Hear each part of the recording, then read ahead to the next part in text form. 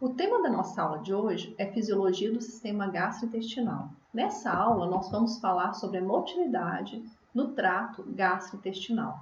Com exceção da cavidade oral, da faringe, do primeiro 1/3 do esôfago e do esfíncter anal externo, toda a musculatura do trato gastrointestinal é formada de músculo liso. Observe que entre as células do músculo liso nós possuímos a presença das junções comunicantes, ou gap junctions. A presença das junções comunicantes permite que o meio intracelular de uma célula entre em equilíbrio com o meio intracelular de outra célula, permitindo o fluxo iônico pelas células, ou seja, permitindo a propagação de um potencial de ação com uma alta velocidade. Dessa forma, diferentes células se contraem ao mesmo tempo, levando à formação de um sincício, ou seja, diferentes células se contraem ao mesmo tempo, como se fossem uma única célula, devido à alta velocidade de propagação do potencial de ação por essas células. O conjunto de células de músculo liso e o neurônio que a inerva é conhecido como unidade motora. Nesses neurônios, observe a presença das varicosidades que são responsáveis pela liberação de neurotransmissor. Assim como o músculo esquelético, o músculo liso também possui a presença de filamentos grossos, de miosina, e de filamentos finos, como o filamento de actina. A diferença é que no músculo liso, esses filamentos não estão organizados na forma de sarcômero, mas a contração do músculo liso também depende do deslizamento do filamento fino sobre o filamento grosso. Esse deslizamento também depende de um aumento na concentração de cálcio intracelular. Diferente do músculo esquelético, na contração do músculo liso, esse cálcio irá se associar com a calmodulina, ativando a atividade quinase dessa calmodulina, que será responsável por iniciar o processo de contração muscular. No músculo liso do tubo gastrointestinal, existem dois tipos de contrações. Existe a contração fásica, onde as contrações e relaxamentos ocorrem de forma periódica. Essa contração fásica acontece no esôfago, acontece no corpo e no antro do estômago, e também acontece no intestino delgado e no intestino grosso. As contrações tônicas acontecem no fundo do estômago e nos esfíncteres. Na contração tônica, o músculo mantém-se tonicamente contraído por minutos ou horas, e quando ele recebe o estímulo, ele relaxa. Esse relaxamento é importante para a passagem do alimento de um segmento para o segmento seguinte. O potencial de repouso da célula do músculo liso, ele oscila. Essa oscilação do potencial de repouso é denominado ondas lentas. As ondas lentas ocorrem devido à existência das células intersticiais de Carral. Aqui em amarelo estão representadas as células intersticiais de Carral e em vermelho nós temos as células do músculo liso. A célula intersticial de Carral está conectada às células do músculo liso pela presença das junções comunicantes. A célula de Carral, ela possui uma despolarização espontânea e espontaneamente ocorre influxo de carga positiva para as células intersticiais de Carral. Como as células intersticiais de Carral estão acopladas eletricamente às células da musculatura lisa, ocorrerá também uma oscilação no potencial de membrana das células do músculo liso, fazendo surgir as ondas lentas. Então, onda lenta representa potencial de repouso.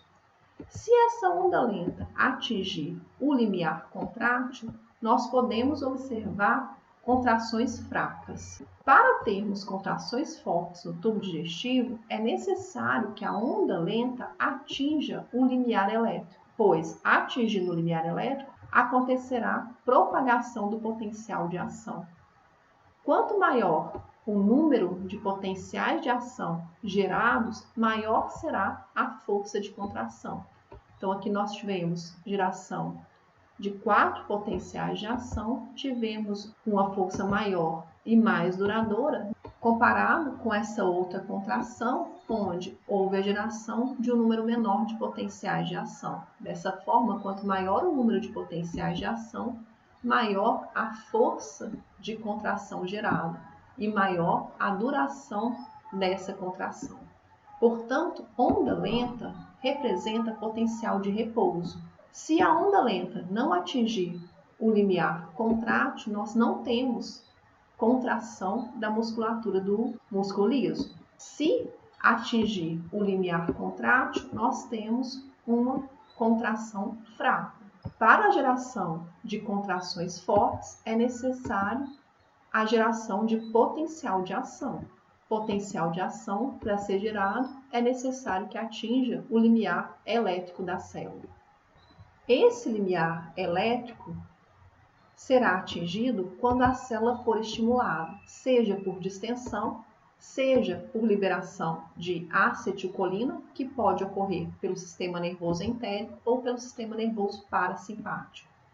Assim, sistema nervoso parasimpático e acetilcolina aproximam o potencial de membrana do limiar, permitindo a geração de potencial de ação. Tendo a geração de potencial de ação, ocorrerá a geração de contrações no músculo liso. O sistema nervoso simpático, através da liberação de norepinefrina, hiperpolariza a célula. Hiperpolarizando a célula, afasta do limiar. Portanto, diminui a motilidade do músculo liso, pois é necessária a geração de potencial de ação para termos contrações fortes. A motilidade do tubo digestivo inicia-se com a mastigação. Ao inserir o alimento na cavidade oral, a gente, através da mastigação, tritura esse alimento em partículas alimentares menores, mistura esse alimento com a saliva, lubrificando. Tanto a redução a partículas menores como a lubrificação são processos que facilitam a passagem desse alimento pelo esôfago. Além disso, durante a mastigação, inicia-se a digestão dos carboidratos, pois as glândulas salivares liberam a amilase salivar, ou também chamada de alfa-amilase salivar, ou pitialina. São 3 nomes para uma mesma enzima que inicia a digestão do amido e do glicogênio. A mastigação possui um aspecto voluntário e um aspecto involuntário. Se quisermos seguir a prescrição dos dentistas e mastigar 40 vezes antes de deglutir, nós somos capazes, porque nós somos capazes de controlar essa mastigação de forma voluntária. No entanto, a mastigação também possui um aspecto involuntário. Muitas vezes nós mastigamos prestando atenção em outras coisas. Nesse caso, a mastigação acontece de forma involuntária. Na mastigação involuntária, acontece o reflexo mastigatório. A presença do alimento na cavidade oral promove inibição dos músculos da mandíbula, permitindo que a mandíbula caia. Quando a mandíbula cai, o estiramento do músculo promove uma contração rebote. Automaticamente, a mandíbula se eleva. Dessa forma, a mastigação possui um aspecto voluntário e possui um aspecto involuntário. No aspecto involuntário, a mastigação acontece por um mecanismo reflexo. Após a mastigação, acontece a deglutição. A deglutição possui 3 fases. Apenas a primeira fase é voluntária. Durante essa fase voluntária, o bolo alimentar é pressionado contra o palato, iniciando a segunda fase da deglutição, que é a passagem desse bolo alimentar pela faringe. Nessa fase, ocorrerá o fechamento da epiclode, evitando que esse bolo alimentar atinja as vias aéreas. Após a passagem pela faringe, inicia-se a terceira fase da deglutição, que é a fase esofagiana ou fase esofágica.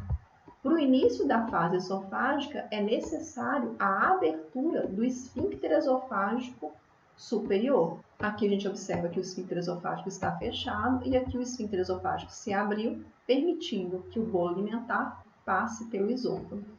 A abertura do esfíncter esofágico superior acontece de forma reflexa. Quando nós empurramos o bolo alimentar para a região do palato, no palato existem receptores sensoriais. Essa informação é levada até o centro da deglutição e do centro da deglutição sai inervação, que vai promover a abertura do esfíncter esofágico superior vai gerar a primeira onda peristáltica no esôfago e vai promover também a abertura do esfíncter esofágico inferior e o relaxamento receptivo do estômago.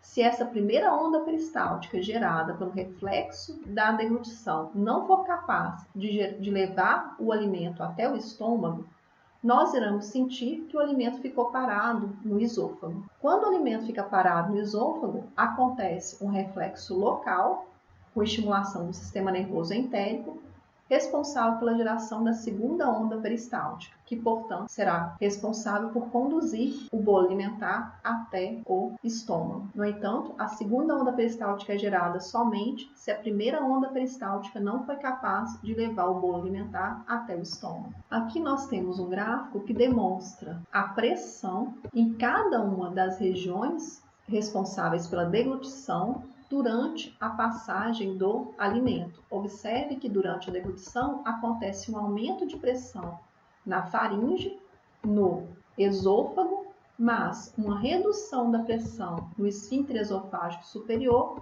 e uma redução da pressão no esfíncter esofágico inferior. Essa alteração de pressão ocorre como resposta do reflexo da deglutição, que promove a abertura tanto do esfíncter esofágico superior quanto do esfíncter esofágico inferior. Também ocorrerá um relaxamento do estômago, que é denominado relaxamento receptivo, de forma que quando o estômago receber o alimento, não ocorra alteração da pressão intragástrica. A função da deglutição é levar o alimento da cavidade oral até o estômago. O estômago possui como função o armazenamento do bolo alimentar. Ele também é capaz de misturar esse bolo alimentar com o suco gástrico, também é capaz de triturar esse alimento e, através do peristaltismo, ele vai propelir o seu conteúdo para o duodeno. Para que ocorra o esvaziamento gástrico, é necessário a abertura do esfíncter pilórico. O esfíncter pilórico controla o esvaziamento gástrico. A velocidade com que o esvaziamento gástrico ocorre sofre regulação neural e hormonal. Esta figura nos mostra o registro da atividade elétrica em diferentes células de músculo liso de cada uma das regiões do estômago. Esse primeiro traçado se refere ao fundo. Nessa região, nós não observamos atividade elétrica. O traçado 2, 3 e 4 se referem ao corpo do estômago. Traçado 5, 6, 7 e 8 se referem à região do antro. E o traçado 9 se refere à atividade elétrica do piloro. Nós podemos observar que a região do antro tem uma atividade elétrica maior comparado com o corpo e comparado com o fundo do estômago. Portanto, a região do antro tem uma maior capacidade de contração, comparado com o fundo e comparado com o corpo. Como o fundo do estômago possui uma atividade elétrica muito baixa, as contrações do estômago, o peristaltismo no estômago, inicia-se no corpo proximal do estômago. Quando ocorre contração do estômago e o esfíncter pilórico apresenta-se fechado, o conteúdo do bolo alimentar vai sofrer retropulsão, ou seja, ele vai ser impulsionado para trás. Este é o principal movimento de mistura do estômago, permitindo que o bolo alimentar entre em contato com as secreções gástricas. Pouco tempo depois, houve a geração de uma segunda onda peristáltica. Quando essa segunda onda peristáltica se aproximou da região do piloro, houve a abertura do esfíncter pilórico, permitindo o esvaziamento do conteúdo gástrico no intestino delgado. Novas contrações vão surgindo, permitindo o esvaziamento do conteúdo gástrico no intestino delgado. 3 a 4 horas após o enchimento gástrico, o estômago está praticamente vazio. Observe que o duodeno faz movimento retrógrado. Isso permite algum refluxo do conteúdo duodenal para o estômago. A partir do momento que o bolo alimentar se mistura com o conteúdo gástrico, ele passa a ser chamado de quimo. O movimento do estômago é controlado por mecanismos que se originam no intestino delgado. Nós podemos observar que a infusão de ácido clorídrico no duodeno aumenta a atividade elétrica do duodeno, aumenta a motilidade do duodeno, ao mesmo tempo que reduz a motilidade gástrica, demonstrando que mecanismos que se originam no duodeno promovem também uma redução no esvaziamento do conteúdo do estômago para o duodeno. Essa redução de esvaziamento é importante para permitir que o duodeno processe aquele alimento, ou seja, que ele promova a digestão e a absorção daquele alimento antes de receber novo conteúdo proveniente do estômago. O esvaziamento gástrico é dependente da abertura do esfíncter pilórico. A atividade motora do piloro é controlada por hormônios gastrointestinais como gastrina, secretina, colecistocinina e peptídeo inibidor gástrico e também regulada por neurotransmissores como acetilcolina e noradrenalina. Todos esses agentes são capazes de promover a contração do piloro. Se todos contraem o piloro vai ficar contraído até quando?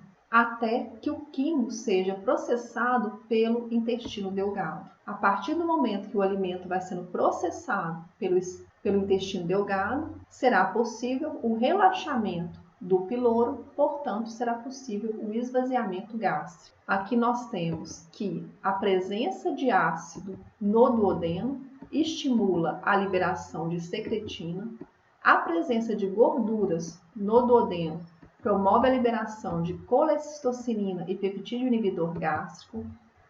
A presença de conteúdo hipertônico também promove a liberação de hormônios.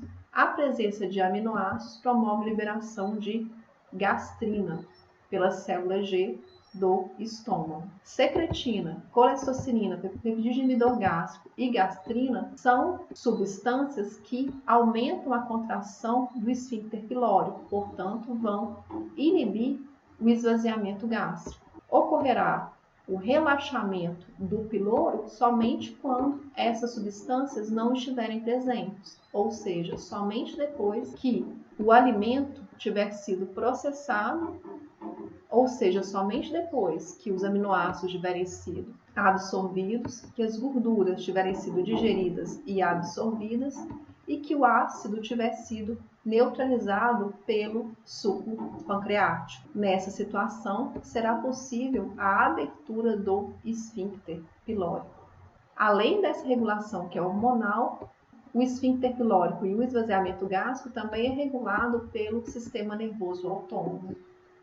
Os quimiorreceptores levam as informações até o sistema nervoso central e o sistema nervoso central vai ativar o sistema nervoso autônomo, que também vai controlar o esvaziamento gástrico. O intestino delgado possui dois tipos de movimento. Ele possui o peristaltismo, sendo o peristaltismo regulado pelo sistema nervoso entérico, que promove a contração da região que está atrás do bolo alimentar e o relaxamento da região que está à frente do bolo alimentar, permitindo que esse bolo alimentar se movimente a favor do gradiente de pressão.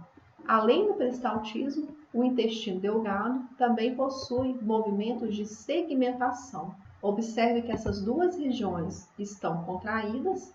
Pouco tempo depois, as regiões que estão relaxadas sofrerão contração, permitindo a mistura do bolo alimentar com as secreções que estão presentes no intestino delgado. Didaticamente, os movimentos de segmentação são considerados movimentos de mistura, enquanto o peristaltismo é considerado um movimento de propulsão. Mas nós podemos observar que à medida que está acontecendo mistura, também acontece propulsão do bolo alimentar. A passagem do bolo alimentar do intestino delgado para o intestino grosso é regulado pelo esfíncter iliocecal. É necessário que esse esfíncter esteja aberto para que o conteúdo do duodeno atinja o intestino grosso. E nós podemos observar que a distensão do íleo, a chegada do bolo alimentar nessa região, provoca uma distensão da parede do íleo.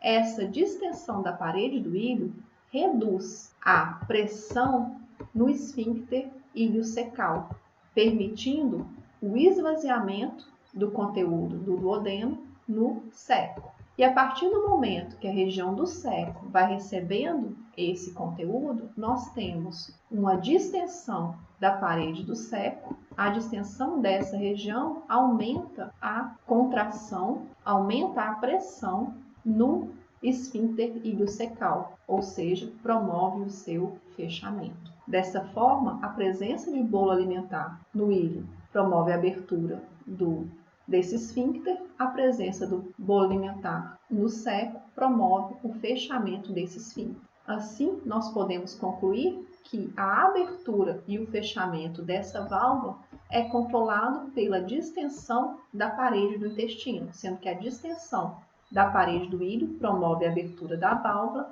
e a distensão da parede do ceco promove o fechamento desse esfíncter iliocecal. O movimento do intestino também são regulados por mecanismos reflexos. O peristaltismo no intestino delgado é controlado pelo mecanismo reflexo local que ocorre no sistema nervoso entérico. Além do reflexo peristáltico, existe o reflexo intestino-intestinais e o reflexo gastro-ileal. O reflexo intestino-intestinal ele se inicia no intestino e tem como resposta o próprio intestino. Esse reflexo acontece quando há distensão de uma região extensa do intestino. Essa região que sofreu distensão vai se contrair, enquanto o restante do intestino ficará relaxado. Ou seja, a presença do bolo alimentar distende a parede, essa distensão promove uma contração dessa região, enquanto as demais regiões permanecem relaxadas. Esse reflexo depende tanto do sistema nervoso autônomo quanto do sistema nervoso entérico. Um outro reflexo é chamado de reflexo gastro-ileal. A origem, a via aferente desse reflexo ocorre no estômago e a resposta acontece no íleo. Neste reflexo, o aumento da motilidade e da secreção gástrica estimula o movimento do íleo, estimula a motilidade do íleo. Esse aumento de motilidade do íleo é importante para promover a abertura da válvula iliocecal, permitindo que o bolo alimentar passe do intestino delgado para o intestino grosso. A motilidade do intestino delgado é regulada pelos hormônios gastrina, colecistocinina, motilina, insulina, serotonina e prostaglandina. Todos estimulam a motilidade do intestino delgado, enquanto secretina, glucagon e noradrenalina inibem a motilidade do intestino delgado.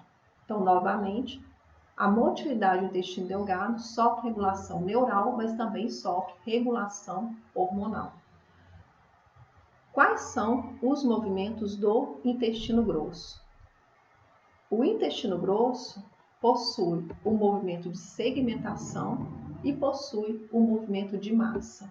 No movimento de segmentação, nós teremos a contração alternada de regiões do cólon. Essa contração faz surgir as áustras. As áustras estão presentes nas regiões que estão relaxadas. Após um tempo, a região que está relaxada sofre contração e a região que está contraída sofre relaxamento. O movimento de segmentação é um movimento de mistura e permite a mistura desse conteúdo presente no colo com as secreções da parede do colo.